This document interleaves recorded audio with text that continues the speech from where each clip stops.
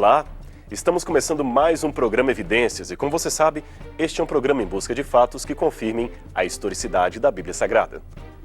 No programa de hoje, você verá uma gravação que a nossa equipe fez no Museu de Israel em Jerusalém. Ali existe uma maquete de como seria a antiga cidade de Jerusalém no ano 66 d.C., pouco antes de ser destruída pelos romanos. Você verá como foi o templo, como seriam as casas, os muros da cidade, enfim, a cidade que os apóstolos e Cristo conheceram. Você, portanto, é o nosso convidado especial para esta viagem no tempo, em Jerusalém, Anno Domini.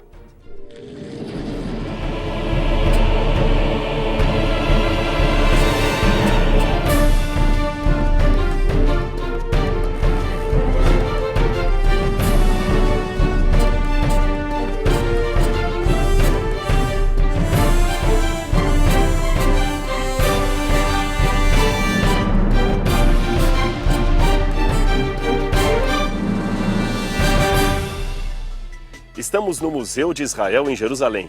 Aqui foi construída uma maquete de Jerusalém como era no primeiro século, aquela Jerusalém que Jesus conheceu. Há modelos do templo, das casas, dos palácios. E no programa de hoje, você é o nosso convidado a conhecer os detalhes desta maquete e ter uma noção como era Jerusalém nos dias de Jesus Cristo.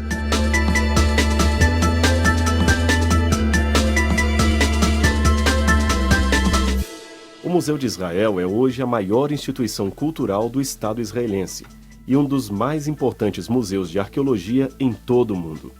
Além da maquete, ele abriga mais de 500 mil peças num rico acervo que inclui achados raros, como por exemplo a maior parte dos manuscritos do Mar Morto.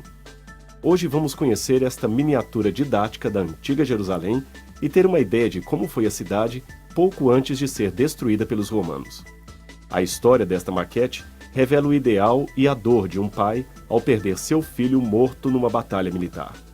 Sua inauguração se deu em 1966, neste pátio pertencente ao Hotel Holy Land, nas adjacências da moderna cidade de Jerusalém. Seu idealizador foi Hans Kroch, proprietário do hotel, que resolveu, com a miniatura da cidade, prestar uma homenagem póstuma a seu filho. Seu filho havia morrido na Guerra da Independência de Israel. Jerusalém, lembremos, permaneceu sob o controle da Jordânia até 1967. Apesar da vitória israelense, foi uma época realmente devastadora para ambos os lados. Seu filho foi morto por tropas inimigas na mesma colina onde o hotel e a maquete foram originalmente construídos. Mais tarde, devido a novas obras na região do hotel, a maquete teve de ser transferida para o Museu de Israel, que, usando técnicos especializados, a remontou parte por parte, reabrindo-a ao público a partir do ano de 2006. Foram meses de dedicação e minúcias para que tudo saísse conforme planejado. O modelo que você vê hoje ocupa uma área no pátio exterior do museu e fica a céu aberto. Sua escala de construção segue a medida precisa de 1:50, isto é, para cada 2 centímetros que você vê nas miniaturas, temos 1 metro da construção original. A maior parte da maquete é feita em calcário, o mesmo material empregado na antiguidade para construir a cidade. Mas também é possível encontrar nas miniaturas outros materiais como mármore, cerâmica, cobre, ferro e até ouro. Vários peritos em arqueologia e arquitetura estão constantemente pesquisando e atualizando a maquete de acordo com os resultados de novos achados arqueológicos. Mas quem a projetou originalmente foi o Dr. Michel Avi Yonah, especialista no período do Segundo Templo, que aqui aparece de terno ao lado de Gabriel Barkay, outro renomado arqueólogo de Israel. Antigos palácios, residências, prédios públicos e religiosos, feitos com impressionantes detalhes, permitem ao visitante uma verdadeira viagem no túnel do tempo. O templo, evidentemente, é o primeiro destaque da arquitetura. O magnífico santuário de Jerusalém, aonde o próprio Jesus esteve pessoalmente em companhia de seus discípulos. Assim seria o templo antes de ser destruído pelos romanos no ano 70. Ele foi reconstruído com base não apenas nas evidências arqueológicas, mas também em antigas descrições encontradas nos escritos de Joséfo, na Mishnah, no Talmud e em algumas passagens do Novo Testamento. A maior parte em mármore branco e detalhes em ouro comporta o lugar santo e santíssimo. A parte imediatamente em frente ao prédio tinha um átrio reservado apenas para sacerdotes. um altar não visível desse ângulo e o pátio dos judeus do sexo masculino. A seguir vinha uma porta de bronze chamada Porta de Nicanor, que separava o pátio dos judeus em duas áreas, um dedicado aos homens e o outro dedicado às mulheres. Pelas leis judaicas da época, homens e mulheres adoravam em recintos separados, tanto no templo quanto nas sinagogas. Ladeando este complexo, quase imperceptível ao olhar desatento, está uma pequena mureta de proteção que os judeus chamavam de soreg. Aqui era a demarcação do contorno mais sagrado do templo. Qualquer não-judeu que entrasse aqui seria morto. Ela tinha alguns degraus que subiam 6 côvados, ou aproximadamente 2,7 metros, até a uma plataforma que, por sua vez, era a superfície plana situada na base das paredes. Do lado de fora estaria um pátio aonde se aglomerava a multidão de fiéis, incluindo, neste caso, alguns não-judeus, com suas ofertas, rituais religiosos e tarefas realizadas todos os dias, principalmente nas festas sagradas. A parte esquerda de seu vídeo mostra o que seria o pátio próprio dos gentios, ou não-judeus, e o pórtico real, ou pórtico de Salomão. O pátio dos gentios era o único lugar dentro do recinto do templo que admitia a presença de homens não circuncidados. Mesmo assim, vários fragmentos de inscrições como esta foram encontrados pelos arqueólogos, escritos tanto em grego quanto em latim. Nestas inscrições estavam prescritas advertências a que os gentios não pisassem nas áreas sagradas permitidas somente aos judeus, pois caso o fizessem, poderiam ser mortos. Em detalhes, temos uma colunata que também fazia parte do pórtico e contornava o pátio do templo nos 4 lados. Nesta parte sul, sob um telhado vermelho, ficariam, segundo a opinião de alguns arqueólogos, os vendilhões que foram expulsos por Cristo. E a partir do ano 30 de nossa era, alguns acreditam que aqui também havia o salão de reuniões do Sinédrio, que compreendia os anciãos do povo e os escribas. Aqui estaríamos no lado oriental da cidade. O vale que circunda os muros seria o Vale do Cedron. E a esquina tem um significado importante em relação aos evangelhos. Você se lembra que certa vez Satanás, ao tentar Cristo no deserto, disse-lhe que pulasse do pináculo do templo? Muito bem, pináculo significa telhado, o pino, o telhado, o que está ali formando como um triângulo.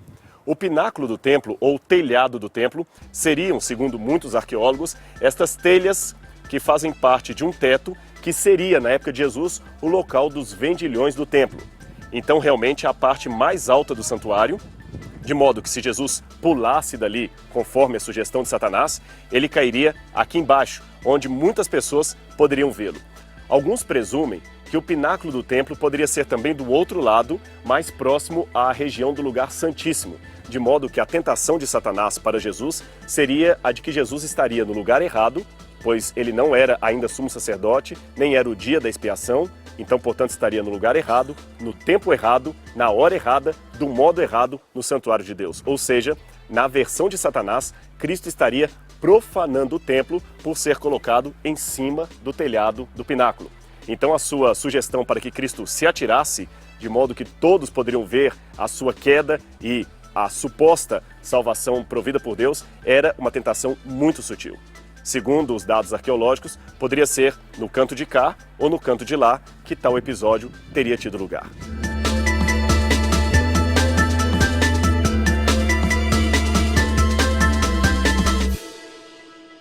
Esta era a porta oriental, por onde provavelmente Jesus entrou com sua comitiva que o aclamava Rei de Israel. Foi neste local que os sacerdotes e escribas do povo intervieram ordenando que Jesus pusesse fim àquela exclamação. Foi diante desta ousadia dos líderes judeus que o mestre declarou: ainda que eles se calem, as próprias pedras clamarão. Ao lado norte do templo ficava uma cidadela construída no período asmoneu, mas que Herodes transformou neste castelo, então batizada de Fortaleza Antônia. O nome foi dado em homenagem a Marco Antônio, membro do segundo triunvirato de Roma e amigo particular de Herodes. Dali, uma guarnição romana supostamente protegeria o templo sem pisar em seu interior, pois afinal não eram militares judeus. Contudo, na verdade, a proteção oferecida era apenas uma forma de manterem os judeus religiosos sob constante vigilância em seu ofício litúrgico, sem que os mesmos percebessem que a real intenção dos romanos era vigiá-los. Mais à frente temos o famoso tanque de Betesda, onde Cristo curou um paralítico, conforme o relato do Evangelho de João. Esta é exatamente a forma que os arqueólogos supõem que o tanque possuía nos dias de Cristo. Segundo uma lenda da época, evidentemente não partilhada por Jesus, um anjo agitava as águas, permitindo a cura de várias pessoas. Curiosamente, havia também ali vários enfermos na região, mas o Evangelho só relata a cura de um deles. Teria faltado fé da parte dos demais? Possivelmente. Betesda significa em hebraico Casa da Misericórdia, e foi isto que Cristo revelou em seu ato. Misericórdia para com aqueles que, mesmo em meio ao infortúnio, não esquecem a sua fé. A maquete mostra ainda 3 muros contornando a cidade, e este seria o terceiro. Ele foi parcialmente construído por Herodes Agripa entre 41 e 44 d.C., ou seja, posterior à morte e ressurreição do Senhor. Contudo, de acordo com o historiador Flávio Joséfo, Herodes nunca pôde terminá-lo, primeiro porque temia estar ofendendo o imperador e segundo porque acabou morrendo antes da conclusão do projeto. Quem o concluiu foram os judeus rebeldes durante a revolta dos anos 60, mas os romanos o puseram abaixo. A sua localização precisa ainda é motivo de debate entre os arqueólogos. O que você vê aqui é uma tentativa de reconstrução de seus contornos. De qualquer modo, ele seria posterior aos dias de Jesus. Esta seta vermelha demarca o que seria hoje o Muro das Lamentações. Nesta pequena parte, que seria uma ruína original do Muro do Templo, os judeus erguem agora suas preces em lamento pela destruição do seu santuário e pela vinda do Messias, que, segundo eles, ainda não aconteceu. Por isso, o nome do muro seria Muro das Lamentações, ou Muro Ocidental, pois este era justamente a parte ocidental do antigo templo. Estas 2 torres seriam o palácio que, segundo Joséfo, teria sido construído durante o período Asmoneu e irritava os mais conservadores por estar muito próximo das muralhas sagradas do templo. Quando Jerusalém ficou nas mãos de procuradores romanos, Herodes costumava usar as instalações deste palácio todas as vezes que vinha para as festas religiosas na cidade de Jerusalém. Foi aqui, provavelmente, que Cristo foi apresentado perante o rei e sua corte. Diante do rei mais corrupto da história judaica, estava o rei do universo em forma humana, e mal sabia Herodes que naquela rejeição ao Messias estava ele mesmo selando de maneira trágica o seu reino e o seu destino diante de Deus.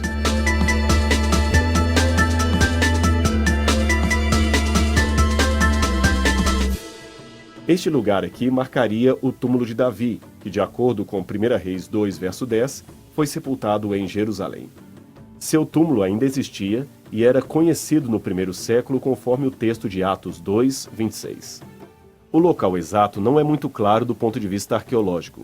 Os que hoje visitam Jerusalém são levados a um suposto túmulo de Davi, mas a tradição deste lugar é incerta.